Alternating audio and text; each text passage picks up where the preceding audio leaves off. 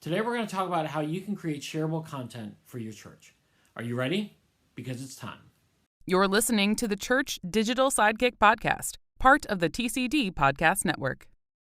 Hey heroes, my name is Tom Pounder and this is the Church Digital Sidekick Podcast. This is a podcast where I bring on ministry leaders and we talk about how you can do ministry more effectively in this very digital and online world. And today I have my friend Cory Sullivan back. He's with Rally Youth and you can check out all his links in the show notes.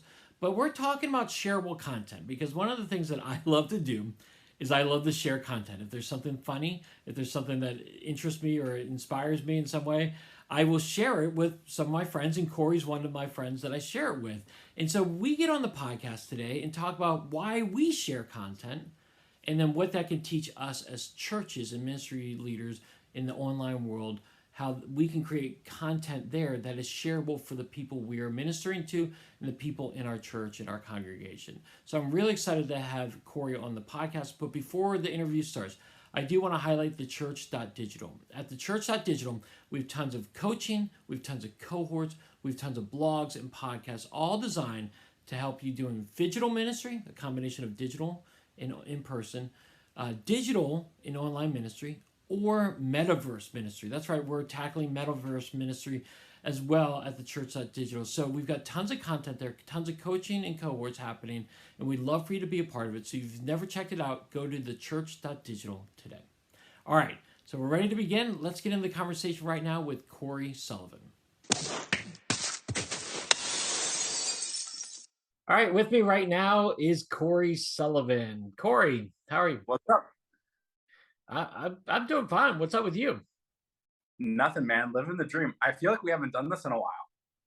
It's funny because every now and then I feel like we haven't done it in a while, and then I look back, I'm like, oh yeah, we just did it a few months ago or something like that. So you are still my most reoccurring guest. You've taken that over completely. Listen, it's just because I'm in. I'm in. You need something. You need me last minute. I'm just in. Yeah, I know. It's like, hey, if an interview cancels, I call Cory. I'm like, Cory, you got a minute? And you're like, yeah, let's do this. So yeah. Let's go. Let's do this. Okay, Cory. Well, before we get into what we're talking about today, tell everyone really quick, refresh anybody who's not heard from you on this podcast before. Who are you and what do you do? First off, if that's true, you've been living under a rock for years and years, but welcome to the podcast. My name is Cory Sullivan. Currently, I help run a children's program for kids with behavioral health needs throughout the state of New York. And then I also do a lot of coaching on the side of youth programs and nonprofits, particularly churches. How do you run better systems, programs? How do you recruit volunteers? Coaching parents on the age of teenagers and what that looks like, and how do you help launch kids into what's next for them as they graduate high school? Yeah, that's great. And you blog a little bit. You post on Instagram as well. So yeah. Man, I got a toddler.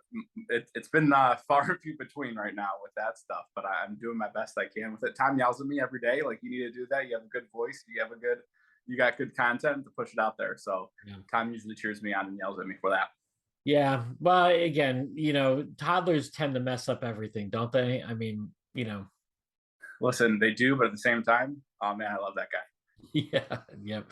He is a Sullivan, that is for sure. Well, Cory, before we actually get into the topic now that we've done the intro, you are a Bills fan, a huge Buffalo Bills fan. You live in Rochester, New York.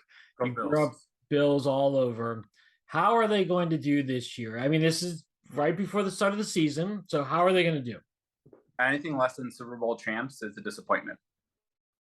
You've gotten to that point. Yeah, anything less than Super Bowl, I think.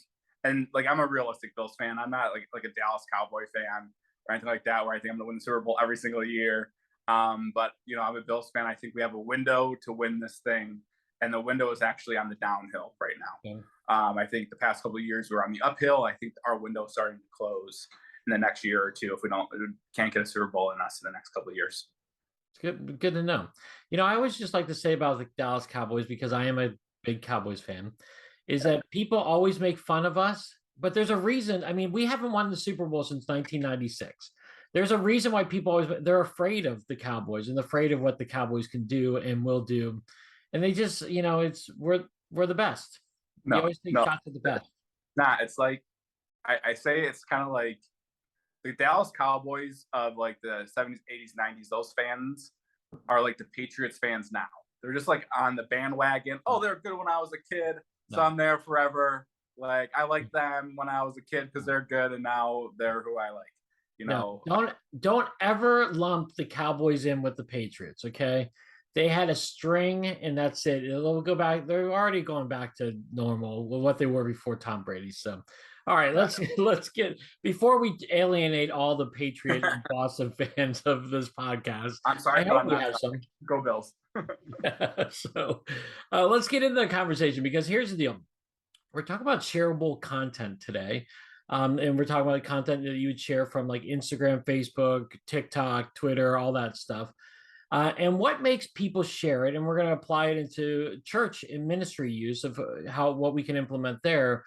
But to kind of start it off, Cory and I, again, we've been friends for a number of years, and we will share tweets and Instagram posts and memes and videos all day long to each other. I open up my Instagram in the morning and Cory's already shared with me a reel or something like that.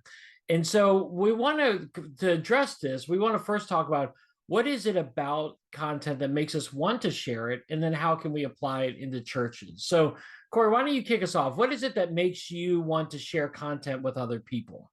I think the number one thing for me is the idea of like relevancy, right? Like there's real world conversations that have been happening, right, in person to person, you know, with me and you, like over the phone, or like conversations at a party or hanging out with some friends, right? And a topic gets brought up, and then for me, sharing content comes back to relevancy of what's happening in other people's lives. Yeah. Right. For instance, one of the kids that I helped mentor, he was wondering about, hey, what's this next stage of life look like for me? What kind of career do I want? And he wasn't sure, but he has a lot of interests and passions. So I sent him a few different like job type posts on Instagram that help kind of maybe just share like what could be Yeah. right out there for him for some content. Right. Sometimes it's sharing, you know, something funny, or like, you know, right now a lot of TV shows drive a lot of content, right? So I'm often going back to some of that with some of my friends. So I think the relevancy of our relationships helps drive whether content is shareable to the people in my network and the people that I do life with. Yeah, that's great. It is. It's got to be really relevant. I mean, again, if it's something that I'm scrolling through, again, because we're always scrolling on our phones, if it catches my attention, and it makes me feel like it's relevant to my life or someone else's life, I think that is really important. And that's one of the things I'll just kind of piggyback on. It's got to catch your attention. In order for it to be shareable, you have to, again, because we're constantly scrolling all the time. I mean, my Instagram feed is full. I hate it. It's just full of recommended posts and all that kind of stuff now, and I'm trying to change that. But the reality is that there are some posts that immediately grab my attention. Maybe it's because of an image, or maybe it's because of a video that I quickly see for a second that I'm like, ooh, I want to see this a little bit more. But it's got to be attention grabbing for me to get it. And then if it grabs my attention, then I might be like, oh, I got to share this with a friend of mine. Yeah, I think another one for me, and I was gonna say like humor, but I wanted to expand that a little bit more to be. It's almost like an extension of your personality. Yeah. Right, an extension of like how you interact with people is often the content you share. Like for me, I love making people laugh and using jokes and humor. So that tends to point me to the content that's gonna make my friends laugh. That's gonna like that made me laugh, that I want to share because it was funny. So I think humor is a major one, right? Like just in general to make people laugh and find some joy in content. But I do think it is an extension of our personality. So we're more likely to share things that we're aligned with, whether it's our beliefs or our values, or whether it's our opinions on things. We're more likely to share it as it's a reflection of ourselves and what we're doing. I think everyone has an audience, right, and who you're sharing to. But I do think, out of that, what I wanted to say is like humor plays a big role into that, right? Why? Because there's enough seriousness some days, right? And I think these Instagram things, TikTok, these videos allow us a moment of experiencing the real world as an exaggeration to find humor in, right? I think of some of like the guys who I follow who are like dads. They make TikTok reels about what the experience is like to be a dad or to be a husband, right? And these are real world scenarios, but then they find humor in it and they find an exaggeration point in it to make that content. And that's what's shareable for me and what I find joy in to share to other people. Yeah, well, again, mine will then piggyback right off of that because I like that there's a GIF out there that's like it's funny because it's true. Again, these things that are funny are that things that I can relate to, and because it's true. And so again, like you just talk about, so I'm talking about relatable. It's got to grab someone's attention. It's got to be funny, but it's got to be something that I can personally relate to. And again, you're talking about two dads right here. I have four daughters. You have one son. You might have more down the road. I'm done having kids, but the reality is that I I can relate to a lot of these dad things, and so sharing content that is relatable, that dads can laugh at and find funny is great because again, we like to laugh at things that we can all relate to, even if it's that ooh, that's a little awkward kind of deal, but it is if it I'm makes you still laugh. laughing. I'm What's still that? laughing. I'd still laugh, Well, right? yeah, I know. That's why you send me that stuff because you still laugh, and then I tend to laugh as well. So humor and being relatable are really good points as well. What else do you have? I think one of the last things I'm thinking about is just the idea that I can share content on a personal level, right? Like, and what I mean by that is what I share with you, Tom, is different content than what I share with my wife, right? Or what I share with her is different than what I share with my siblings, right? And so I can have these uh, conversations going in a digital space that foster relationships that grow us closer together in that and in the end find that humor and find that relevancy and connection in something, right? Because now I'm sending a post, I'm sending a meme, I'm sending a gif, whatever it is, and in that moment is we're both sharing a laughable or relevant experience, and we're connecting, right? Yeah, There's a connection. So I love the fact that what makes content shareable for me is my ability to share that to people in a personal way, yeah. right? Even just like a quick direct message to them, or whatever it is. But I can share it to one person because I'm thinking about them and I want them to know that I'm thinking about them in one way or another, right? That it's different on what I'm trying to send. Yeah, again, relationships have many forms, and whatnot, and the friendships are developed, and you go through a lot of different things. And when you see something that makes you think of somebody else, you want to share that. And I actually, that's one of the things I had as well, is that if I scroll through something that makes me think of you, Corey, I'm gonna send it to you. Or it makes me think of another friend of mine, I'm gonna send it to you. So it was something that makes me think of them. But the other thing, the kind of final thing I have for me is if it actually just makes me think in general. Like I'm kind of like a little bit of a nerd in some ways. Like I love to see the weird like the graphs that like there are like these certain videos that show like smartphone sales over the years or phone sales over the years, and it kind of goes through and it has nice little graphing, and I'm doing a really bad job of explaining what it is. No, no, I get it. It's like facts. It's Yeah, things and it's learning experiences. yes. Yeah. Yeah. And so whether it's like a video or whether it's something like a did you know, I always just find those really interesting. I'm like, huh, that's cool. And then some of those things I'll really send it on not just to my friends, but like to my daughters as well. And I'll be like, hey, was kind of an interesting fact. I also love the things that again teach you things that you didn't know. Like TikTok is really good at this about giving you different hacks that you can Yeah. learn, Yeah. whether it's for your smartphone or whether it's for your house or I have older girls and I like to send them safety tips, and so people who are teaching me things that I can pass it on to others is really important. Yeah. I think we're hitting on this point just collectively in all this, Tom, that the content we share is an extension of our relationships, right? Like this is what I think that you drive in all avenues of you, right? You love this digital stuff, and here's why: is because you love it because it helps relationships flourish in an unexplored and and in a new place, right? In a new setting, right? Because the content we're sharing is just an extension of the relationships that we're having with people, Yeah. right?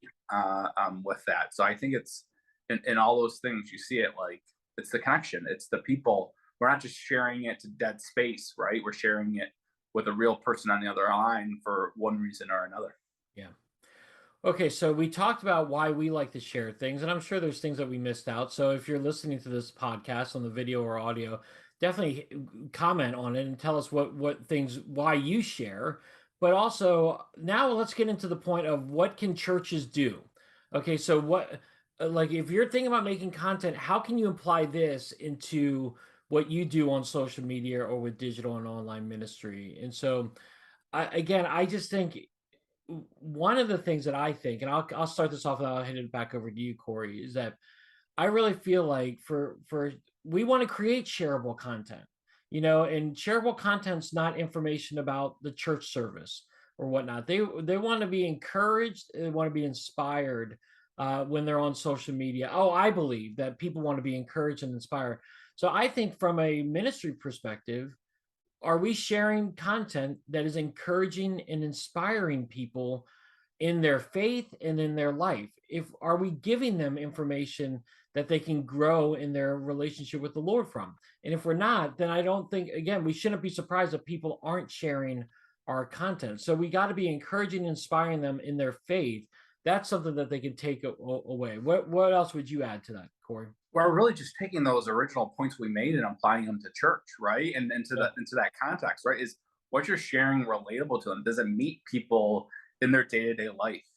Yeah. Right? Is there a separation between church content and real content? And here's the truth: there should not be. Yeah. There shouldn't be. If we as the church, as we as Christians are saying, we're going to the ends of the earth, right? We're trying to help show people the love of Christ, then there shouldn't be a separation there, right? Like our church content should be an extension of the relationships that already exist, Yeah. right? So is what we're posting and sharing relatable and helping our families, helping our families be better families, our kids be better kids, our parents be better parents? Is that finding the humor and the fun in things, right? Because you know what you're not going to share is you're not going to share church content that creates division. You're not going to create church content that drives a wedge between relationships and people, right? But you're going to share things that has common ground in. So I think those two big things: is it relatable? Is it meeting people where they are? And are you finding the humor in that as well, and finding the ability to do that? Yeah, I think the humor aspect is something I think some people are a little bit afraid to share. Some churches are afraid to share. But it talks about the joy of the Lord, and that we should have joy in the Lord, and then that there is fun involved in it. So not all your social media posts need to be serious or involving scripture or involving a sermon notes or anything like that. Have fun, especially if that's part of your culture at your church. Adam McLaughlin talks about it a lot all the time on social media, is like, embrace your culture and who you are as a church and put that information out there on social media. If you want people to share about it, embrace your culture. But again, I think joy and fun is a part of what Jesus did and what we as believers can do as well. And so let's share some stuff. But again, it's also about the relatable stuff, like you said, Cory. Share some dad hacks, some mom hacks. Laugh at yourself. I think a lot of times we're afraid to laugh at ourselves because we have to be serious and all that stuff. But I love just laughing at myself. You and I, Cory, we laugh at ourselves all the time because we're stupid, we're silly, and all that kind of stuff. But that creates an element where people feel like we're relatable and we're approachable. They're not afraid to come up and talk to us when they see us in person, even if they see us doing something stupid or silly on social media. I would say too, with that, our churches should at times be part of the culture. And in this sense, I mean, look at what makes social media successful, right? Be a student of the game, if you would, right?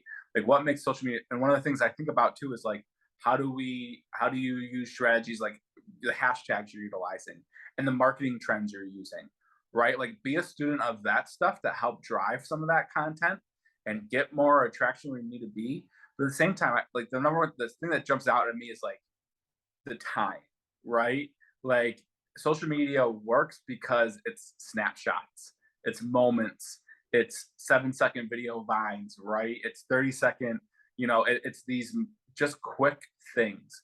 And if we start pushing that, I think then are we engaging the audience? I think there's a realm, right? And there's a content. But again, be the student of your audience, be the student of the relevancy that you're going on. And if you see your trends are, wait, like we're getting more engagement for 10-second, 15-second videos, do more of that. Don't do more 10-minute videos. Yeah. Right. If you're seeing more your devotionals and the content you're putting out that's 5 to 10 minutes is actually what people are enjoying more, put more of that content out. Right. And so being a student of that.